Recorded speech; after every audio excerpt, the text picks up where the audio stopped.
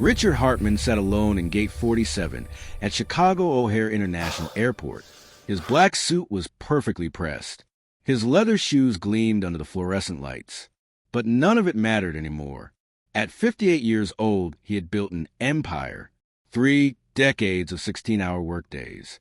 Weekends spent in boardrooms instead of living rooms. He had everything the world said mattered. And he had never felt more empty. The divorce papers had been signed 3 months ago. His wife, Margaret, had finally had enough. 32 years of marriage, reduced to a stack of legal documents. Their 2 children were grown now, living their own lives in distant cities. Too busy to call. Too hurt to forgive the father who had missed their childhood. Richard stared at his phone. The screen showed his calendar. Back-to-back meetings for the next 6 weeks. Not a single personal event. Not one dinner with a friend. Not one moment that wasn't about money or power or the next deal. He had canceled his flight home. There was nothing waiting for him there anyway. Just a silent apartment and a refrigerator full of takeout containers. So he sat, watching families reunite, watching couples hold hands, watching life happen all around him while he existed outside of it. That's when he heard the small voice. "Are you lost too, mister?" He looked down. A little girl stood in front of him. She couldn't have been more than 5 years old. Blonde braids peeked out from beneath a knitted cat beanie. She wore a bright red coat that was slightly too big for her. A small green backpack hung from her shoulders. Her white tights had a tiny hole in one knee. She was looking at him with the kind of concern only children possess. That pure, unfiltered empathy that adults learn to bury. Richard blinked. Lost. The word hit him harder than it should have. Yes, he thought. Yes, I am. But he couldn't say that to a child. He cleared his throat and managed a smile. "Are you here alone, sweetheart? Where are your parents?" The little girl's lower lip trembled. "My mommy went to the bathroom. She told me to wait, right by the big tree. But I saw a puppy." She pointed vaguely toward the crowded terminal. "And I followed it. And now I can't find the tree anymore." Richard felt something shift inside his chest. Some long dormant instinct awakening. He had been a father once. Before the company consumed everything. He remembered Emma at this age. The way she would reach for his hand. The way she believed he could fix anything. That was before he taught her that work was more important than she was. He stood up. His knees protested slightly. A reminder that he wasn't the young man who had started his company anymore. "Okay," he said gently. "Let's find your mommy. What's your name?" "Sophie." Sophie nodded. "Sophie what?" "Sophie Miller. I'm 5 3/4. Not just 5. Richard felt the ghost of a smile. He had forgotten that children measure their lives in quarters and halves. That they were in such a hurry to grow up. If only they knew. "My name is Richard. Let's go to the information desk, okay? They'll help us find your mom." Sophie slipped her small hand into his. The gesture was so natural, so trusting. Richard's throat tightened. When was the last time someone had reached for him like this? Not because they wanted something. Not because he could give them a promotion or sign off on a deal. Just because they needed help and believed he would give it. They walked through the terminal together. Sophie's little legs working double time to keep up with his stride. Richard slowed his pace. Something he hadn't done in decades. The information desk was closed. "Budget cuts," the sign said. Richard felt a familiar frustration rising. But then he looked down at Sophie. She was trying very hard not to cry. Being brave in the way children are when they're terrified. He knelt down to her level, his expensive suit touching the airport floor. "Hey," he said softly. "It's going to be okay. We'll find her. I promise. Do you remember anything else about where your mom is?" Sophie thought hard. She was wearing her blue sweater, the one with the buttons. And she has brown hair like mine, but not in braids. And she said she'd be right back. But that was a long time ago. How long ago? Sophie considered this. Maybe 100 minutes. Richard suppressed a smile. It had probably been 10. But to a frightened 5-year-old, time moved differently. "Come on. Let's walk back toward the bathrooms." "What gate were you at?" Sophie's face crumpled. I don't know. Richard made a decision then. He pulled out his phone and called airport security. As he explained the situation, he watched Sophie. She was studying a group of pigeons that had somehow gotten inside, her fear momentarily forgotten in the wonder of watching them peck at scattered crumbs. He remembered that about childhood, how quickly emotions could shift, how present children were in each moment. Something he had lost somewhere along the way.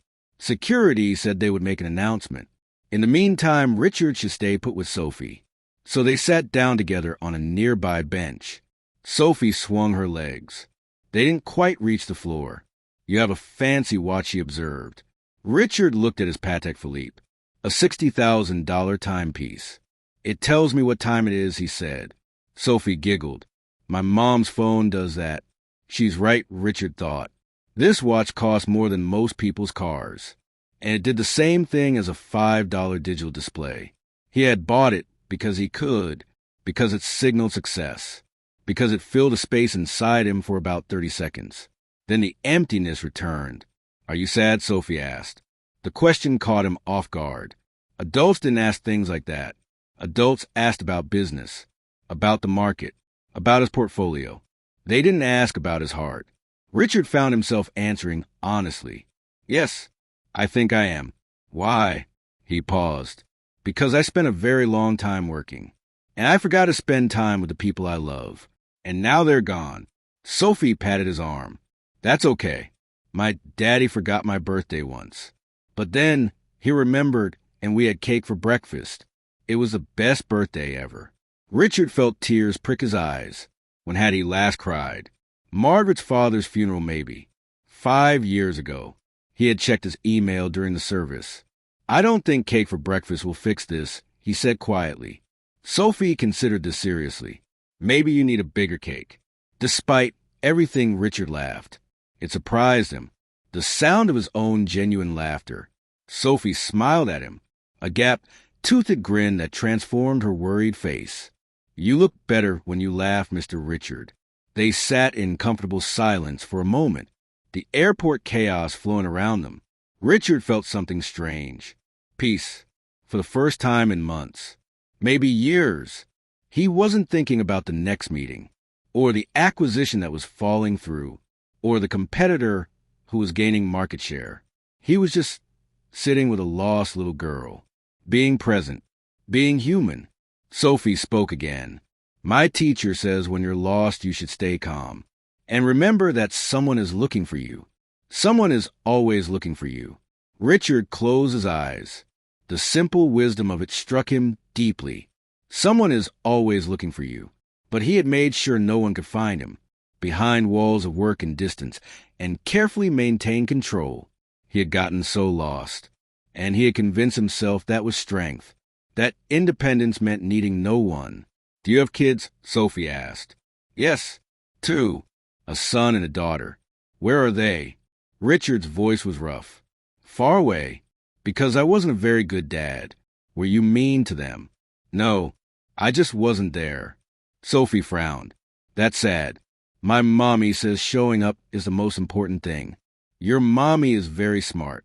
Richard heard his name over the loudspeaker, a woman's frantic voice asking if anyone had seen her daughter Sophie. Sophie wearing a red coat and a cat hat. Please. Sophie jumped up. That's my mommy. They hurried toward the customer service area. A woman in her early 30s was there, her face streaked with tears, her hands shaking as she spoke to a security officer. Sophie called out and ran. The woman turned, dropped to her knees, caught her daughter in an embrace that spoke of every parent's worst nightmare narrowly avoided. Richard hung back, giving them their moment. But Sophie's mother looked up, saw him, rose with Sophie still in her arms, and walked over. You found her. Thank you. Thank you so much. I only turned away for 2 minutes. I thought. Her voice broke. Richard shook his head. She's okay. She's a brave kid. Sophie's mother set her daughter down, knelt to eye level. Never again, she said firmly. You hold my hand in airports. Always. You scare me, sweetheart. I'm sorry, Mommy. I saw a puppy. I know, baby. I know, but some things are more important than puppies. You are the most important thing in my whole world. Do you understand? Sophie nodded solemnly. The woman stood and turned back to Richard. Can I buy you coffee? Dinner? How can I thank you? Richard was about to decline. Old habits. Always declining. Always keeping distance. But he stopped himself. Actually, he said, could I just ask you something? Of course. Anything. How do you do it? The woman looked confused. Do what? Balance everything. Your daughter. Your life. Being present. She laughed. A tired sound. I don't. I mess up constantly. Today proves that. But I keep trying. And I remember that she won't be little forever. That I only get these years once. That when I'm old, the things I'll remember won't be the work deadlines I met. There'll be moments like this. Scary as they are.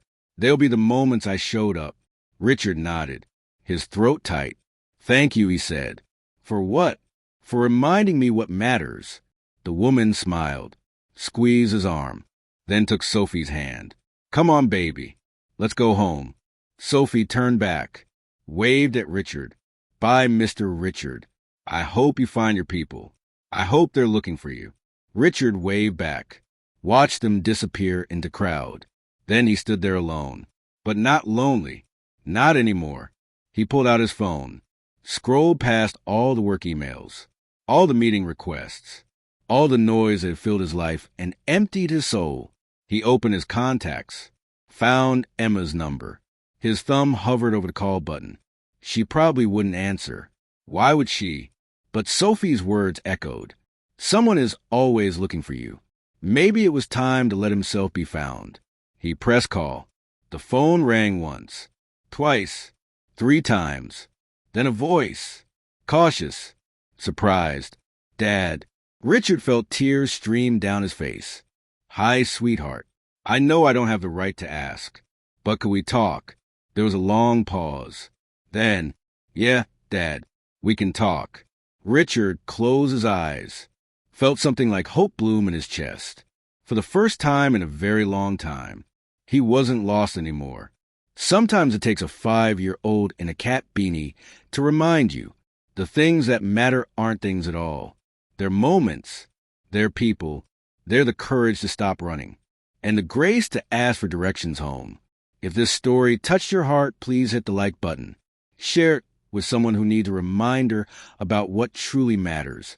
Subscribe for more stories that celebrate the human spirit. And comment below about a time when a small moment changed your perspective. Sometimes the most profound lessons come from the smallest teachers. And it's never too late to find your way home.